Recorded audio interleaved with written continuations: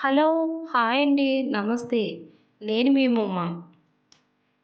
నేను ఈరోజు ఎంతో రుచికరమైన నేతి బీరకాయ పచ్చడిని టేస్టీగా అండ్ సింపుల్‌గా ఎలా చేయబోతున్నానో చూడండి. ఈ బీరకాయ పచ్చడి చేయడానికి ముందుగా అర కేజీ బీరకాయలు తీసుకున్నాను. చూడండి. ఈ బీరకాయలు లేతవైతే చెక్కనవసరం లేదు. కానీ ఇవి అక్కడక్కడ నల్లగా ఉన్నాయని నేనే చెక్కుకున్నాను. ఇలా చెక్కుకొని ముక్కలుగా కట్ చేసుకొని ముక్కలన్నీ పక్కన రెడీగా పెట్టుకోవాలి.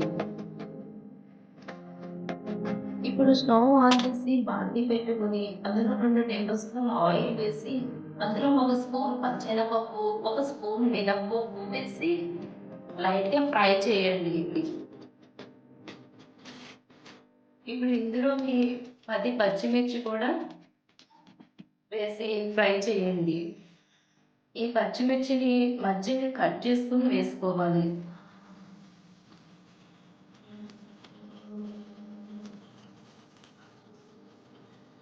ఇలా ఫ్రై చేసిన వాటన్నిటిని మొత్తం ఒక ప్లేట్లోకి తీసుకుని పక్కన ఉంచండి. ఇప్పుడు అదే ఆయిల్లోకి 1 స్పూన్ ధనియాలు,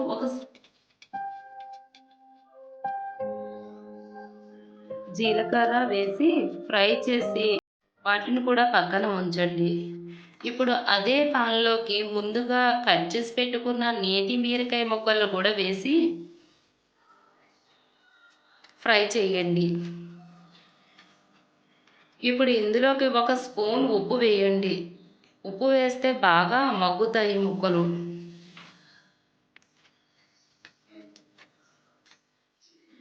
ఇప్పుడు ఇందులో చిటికెడు పసుపు కూడా వేయండి. ఇప్పుడు వీటిని మొత్తం కలిపి 10 నిమిషాలు మూత పెట్టి మగ్గించండి. చూడండి, 10 నిమిషాల తర్వాత ఇలా వాటర్ అంతా బయటకు వచ్చి బాగా బీరకాయ ముక్కలు మొత్తం మగ్గుతున్నాయి. ఇప్పుడు ఇందులో 2 టమాటాలు ముక్కలుగా కట్ చేసుకుని వేసుకోవాలి.